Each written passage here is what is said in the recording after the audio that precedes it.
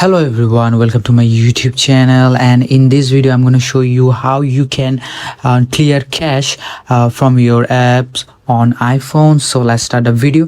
First of all, go to the app setting option, click the setting option, and here scroll down and go to general, and here you can see the iPhone storage option. Click that option, and here you can see all the application that you downloaded. So if I want to clear the cache of the Telegram app, just select that, and here you can see offload apps. That means if once you click this offload app, your application will be uninstalled and your cache will be free. Every cache on that application will be free. There is no current option on iPhone to just clear cache memory. You have to offload the apps, and after doing that, I'm gonna click the offload apps again and select offload apps.